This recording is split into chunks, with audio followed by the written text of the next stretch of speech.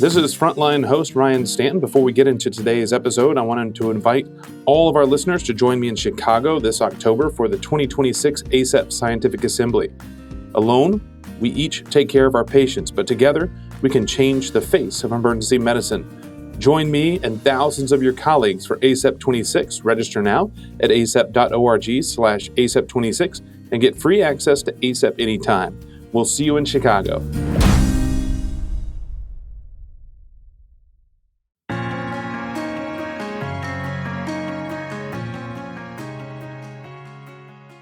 Ryan Stanton here with ACEP Frontline today, joined by a good friend that has been on the podcast a few times, and I've interacted through a number of years secondary to our shared interest in sports-related and event medicine, Dr. Thom Mayer, who we've talked to before as the medical director of the NFL Players Association, but also motivational speaker, author, and all things kind of leadership standpoint. And today we're touching base on some of the challenges we faced in terms of staffing, leadership, decision-making, the emergency medicine leadership, and those types of things. So, Thom, thanks for joining us here on the podcast again. Oh, it's always a pleasure, Ryan. The answer, when my cell phone rings and I don't know who it is, I always answer it the same way, which is, this is Dr. Mayer. The answer is yes.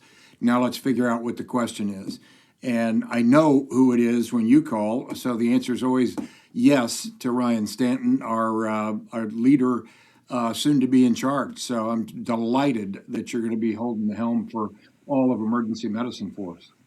And that is actually where I am right now. I'm sitting on the side in the parking lot of a gas station to get decent audio somewhere in Indiana on my way between Chicago, Illinois, ACEP, and back to Kentucky for a volleyball tournament this weekend, and then on the road to more conferences. So appreciate the time and flexibility and being able to make it happen. And your background and has really been in terms of the ED leadership. So let's talk about some of that leadership effectiveness in the emergency department, some of the opportunities and some of the challenges that we're going to face. So let's dive into that. We've already done some of the discussions on the post-COVID based staffing. If you search it within our podcast feed, you can find the prior episodes. Our most recent was on the staffing in the post-COVID era. But let's talk about it now, where we are. And let's kind of talk, as most of us go into our emergency department shifts, we're not going to be the boss. We're not in charge. We may be a contracted group, small group, big group, whatever, with the departments we are, but we may not be the person who's considered the chief cook and bottle washer. How do we kind of navigate as physician leaders within our emergency departments? Well, it's a typically great question. In addition to being the medical director for the NFL Players Association for 25 years, I was also the command physician at the Pentagon on 9/11. Been asked to do a number of other things in times of crisis, as you have as well, and led a mobile emergency team to Ukraine. And people said, you ought to distill some of those learnings into your typically contrarian way of looking at things. And that's why the last book I did, the title was Leadership is Worthless, but Leading is Priceless. And the reason I say that is leadership is just what you say, and anyone can say anything. And as emergency physicians, we know that because we hear a lot of people say a lot of things about how committed they are to the patients, and yet do they show up when we ask them, when we call them, and all that. But leading is priceless because it's what you do all day, every single person. Now, and the reason I think that becomes critical for emergency physicians is the corollary is the leader you're looking for is you. The answers in life and in emergency medicine and in our families are not above us, they're within and among us. So, I always say three things. One, every team member is a leader. Lead yourself, lead your team. Every team member is a performance athlete, no different than my 2,500 players in the NFL and your 1,000 or so folks you're responsible for in racing. So, and we've neglected rest and recovery, particularly for emergency physicians, nurses, and all of our teams. And the third is the work begins within. So every emergency physician, particularly in a single coverage emergency department, but every emergency physician is leading a team of people from the front lines, which is a great name for a podcast, of course. When you think about that, quintessentially, emergency physicians are leaders, leading ourselves, leading our teams at the time that we're in an emergency department. And when you take that on and you say, today I am a leader, you abandon someday, I'm going to be a leader. That's wistful, worthless. Emergency physicians feel, today I am a leader. That's not a question, that's a fact. The question is, how will you lead? And I think all of us need to think about that when we, put on our white coats and our scrubs and our stethoscope and walk in and, it's showtime, folks, as Bob Fosse used to say. I like that comparison because it's, us walking into the emergency department. It's one reason I'm not a huge fan of sending out just randomly negative, unproductive Press-Ganey scores or patient satisfaction scores. Because, when we walk into the rooms, we walk into the department, we have to walk in with confidence that we're going to be able to get the right answer, that we're going to be able to help that person that's sitting in front of us. And, I think if we put that doubt in there, but also understanding that, as the person with an MD-DO after your name, there is that natural leadership, expectation, and respect that is still there. And maybe it's not the pedestal that we used to see in the 60s, 70s, and 80s for a physician, but at the same time, it is still an area of respect. And we see that in advocacy. When we go to state and federal capitals, there's still respect of that MD and DO after your name. But you talked about your times in crisis, in wartime, and of course with the NFLPA. What we do as emergency physicians is making hard decisions with incomplete information.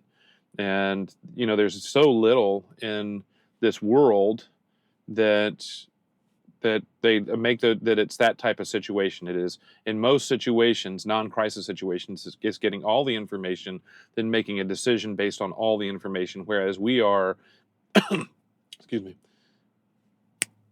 we are a moving target of incomplete information and trying to make those decisions as there is a continuing developing situation in front of us.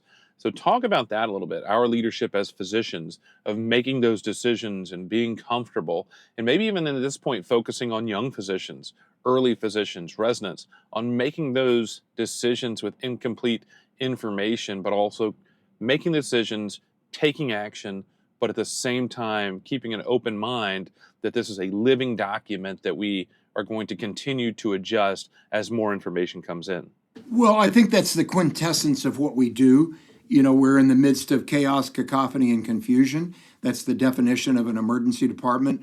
I talk about leading in times of crisis. Well, healthcare writ large, but emergency medicine in particular is always in crisis. I mean, those folks come in, as you know, nobody ever wakes up and says, wow, it's a beautiful day. I think I'll go to the emergency department. Something happens to disrupt their day, and they come to us. And I mean, no disrespect to our team members, particularly our nursing team members, but they don't come to see anybody other than the doc. So when you walk in the room, you're the reason that they came there, whether it's the patient, in pediatric cases, the family. And that ability to exude confidence in the midst of chaos, cacophony, and confusion is absolutely essential. I always talk about taxi, takeoff, flight plans, and landing, which I learned from serving on aircraft carriers in different places as a result of having been at the Pentagon. When we walk in the room, that's the takeoff. That's, it's exciting, but letting them know, I'm Dr. Mayer, I'm your emergency physician, I'm privileged to take care of you today. Now, one of a new wrinkle, relatively new wrinkle, is I always say every patient comes into the emergency department bringing with them their own private doctor, and that doctor's name is Dr. Chat GPT. Now, that's not a question again, that's fact. Most patients do that. Now, we have a binary choice. We can say what we think, which is, where did Dr. Chat GPT go to medical school? My advice is to put a filter on that. My wife thinks there should be a filter between my brain and my mouth, which I think either didn't get installed or is about as leaky as an oil filter. But that's not going to help you. It just isn't. But if you say, great, what have you learned so far? What have you learned from ChatGPT? Let's sit down and talk about it. Because they already have that expectation. Do you want to ignore that expectation, or do you want to find out so that you can work with them to figure out what they're coming with in terms of what the expectations should look like? And that's a non-delegable function for the person who has doctor on their white coat or their scrubs. And frankly, I think it's something we should embrace and love. Interestingly, in our career, in another 10 years, our students, residents won't know what Dr. Google was because it is now Dr. AI. And, for our generation, you had Dr. Google for a good 15 years, and now it's going to be Dr. AI, and kind of integrating that into our conversations is going to be integral. Now, you've done the leadership thing. Of course, we've talked about a fantastic career with not only the military side of things and the federal side of it, as well as in the event medicine and emergency medicine. How is it that traditional, so as people go to leadership schools, classes, whatever, and that's actually interesting because I actually did a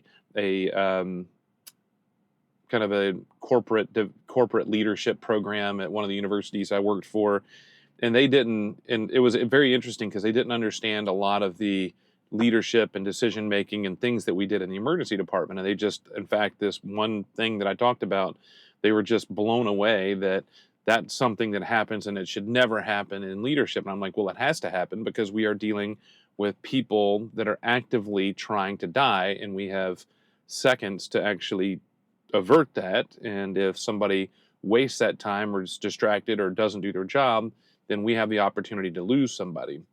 And so that kind of boils into this next question of how and why do certain types of traditional leadership mindset thinking approaches not work in the world of emergency medicine?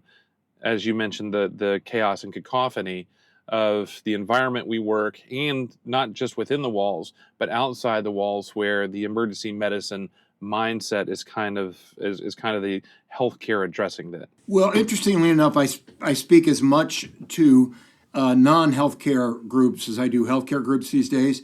But what I'm about to say applies across American leadership, corporations, but particularly in healthcare and particularly in emergency departments. And that is, if you think about the whole structure of the hospital, the whole structure of medical schools, academic medicine is highly hierarchical, from the top down as opposed to the bottom up.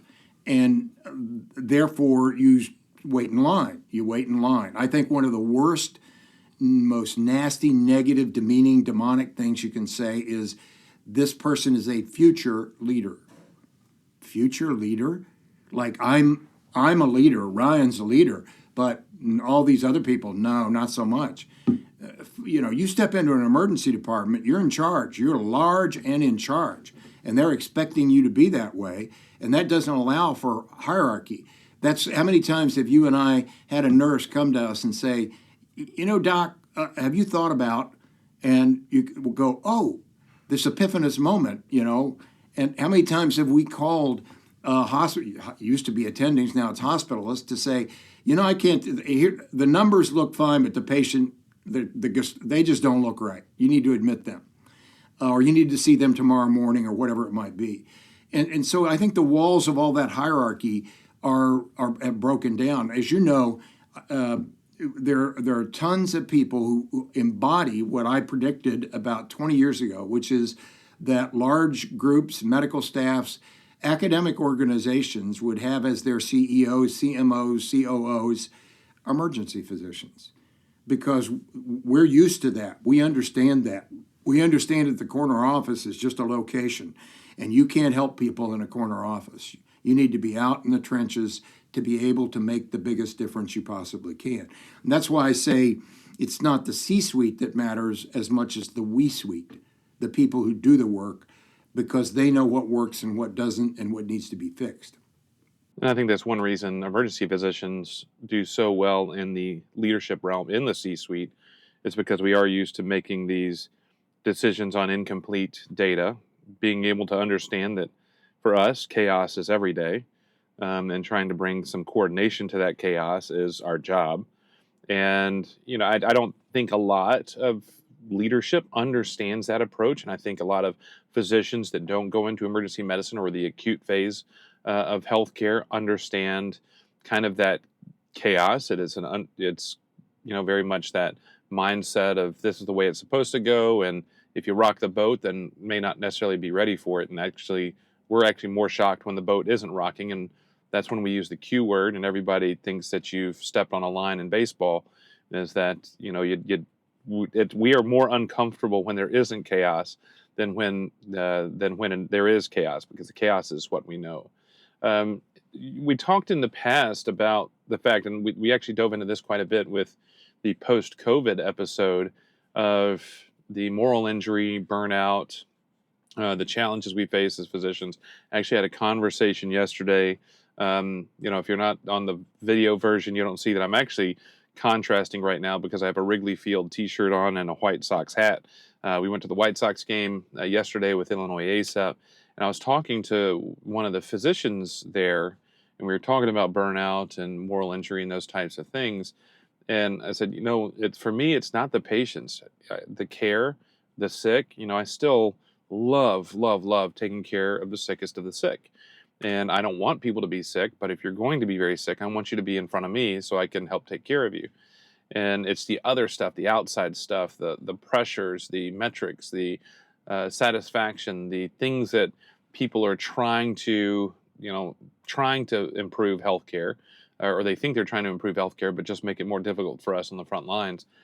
How do we navigate this world of going into a shift, continuing on our careers, moving forward in the face of burnout and moral injury and just continued pressures from outside that I think we don't feel like we can control? Well, it's a great question, as usual.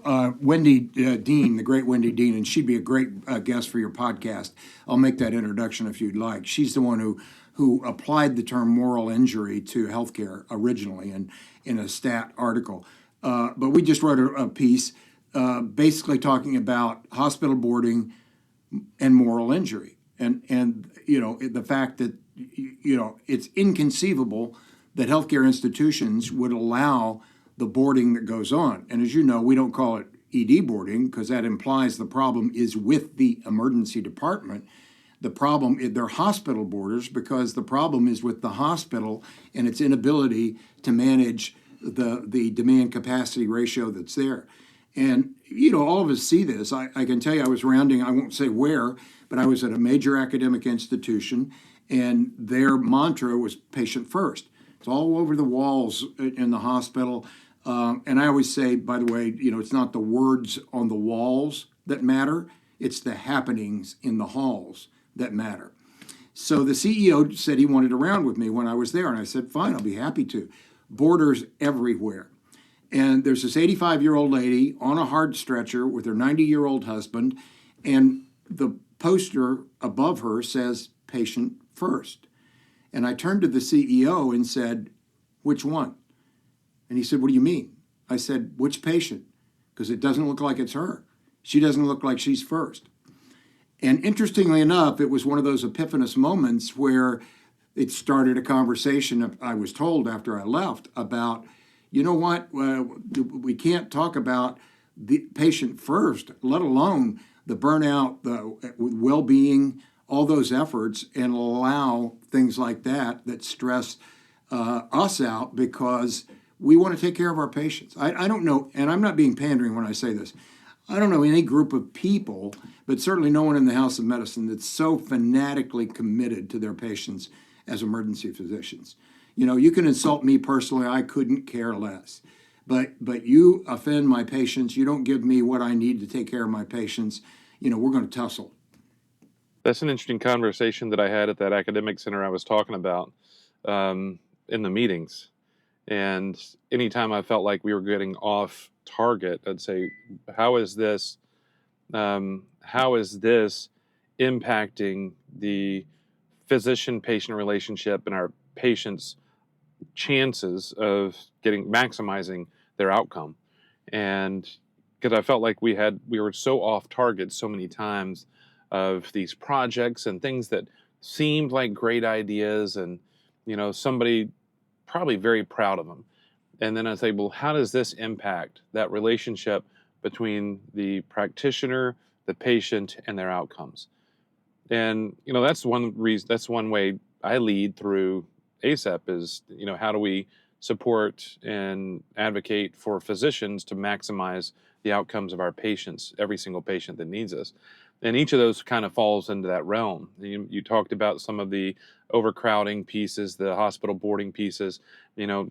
Everybody, if you haven't listened to the podcast with the CMS medical director, Sean Michael, just from a couple weeks ago, please go back and do that, because they talk about some of the levers they're looking at in terms of the overcrowding boarding issues that they're looking at.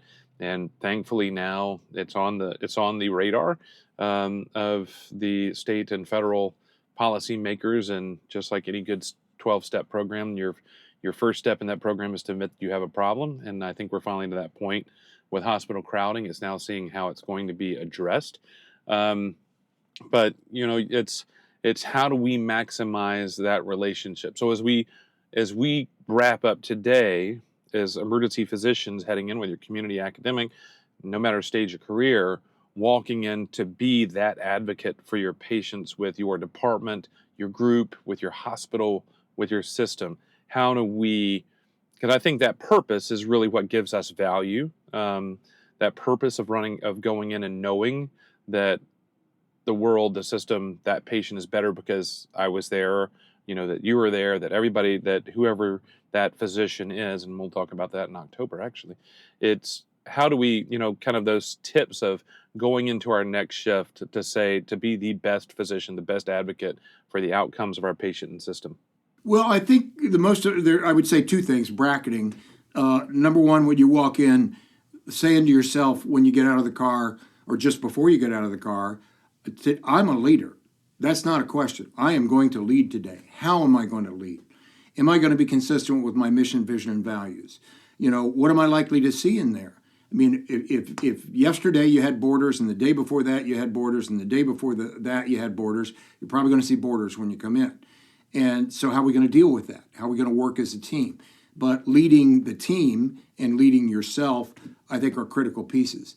I also think, and when we neglect this in my view, and that is when we finish a shift and we get ready to put the key in the ignition, I think it's important to say, what did I leave in there?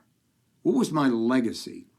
Because, one of the great blessings in emergency medicine, and you and I have talked about this, is we can measure our legacy one blank at a time. And of course, the blank is patient, one patient at a time. So you and I in a busy shift going to see 25, 30 patients, maybe a little more if we're in fast track. What was the legacy? And I'm not saying was it chaos, cacophony, and confusion going in and when we go out, but did you make the chaos, cacophony, and confusion a little better, a little easier, a little more bearable for the people who are tied up in it, including both the team that's taking care of the patients, and the families that are involved with them. So, that's a blessing. I always like to show a picture of a young physician leaping for joy. And I say to the audience, is that you going into work or going home from work? Because I think as leaders, our job is to create that leap going into work, not just going home from work. And that's tough sledding. That's what you went through when you were talking at that academic center, is pointing out uncomfortable truths to say, if you were serious about leveraging change, these are the levers that you need to be able to pull to make this thing work. It doesn't always make you popular, but it sure makes that ride home easier if you feel like I did my job today. Talking with Dr. Thom Mayer, multi-time guest here to the podcast. I think this is interview like number 4 or 5 with us. So make sure you go back and look up those podcasts, listen to the other episodes. We've talked everything from his books to his time with the NFLPA to some of the staffing motivation to leadership within the department and beyond. How can folks get in touch with you, find more information, check out some of the books that you've written? How can folks get in touch with you? Sure. My email address is just Thom, THOM, MAYER, MD, at Gmail. My cell phone is 703-403-4147. I always say yes, as I said, when someone calls or reaches out. There actually is information on a website, which is just thommayermd.com. There's nothing to sell there. It's all free information. But if I can help anybody who listens to this, the answer is always going to be yes. All right, Thom, thanks so much for joining us again here on the podcast. As for me, you can contact me, rstanton@acep.org, rstanton@acep.org. I recommend and encourage everybody to subscribe to your podcast, to the podcast on your favorite player. Make sure that you are downloading and give us a 5-star review while you're at it. We appreciate that. That helps push us up the list, and look forward to seeing everybody in Chicago in October. If you have not reserved, booked, and planned your trip up there for ACEP 26, please do so as soon as possible to be part of the fun, to be part of the family and the hanging out with thousands of your fellow emergency medicine physicians and colleagues. Look forward to seeing everybody there and can't wait for that opportunity. I've already been up there to kind of check out the scene for Chicago, and everything looks like it's going great, and putting together hopefully a fantastic program for everybody to be up there. And until next time, I'm Dr. Ryan Stanton, and this has been some ACEP Frontline.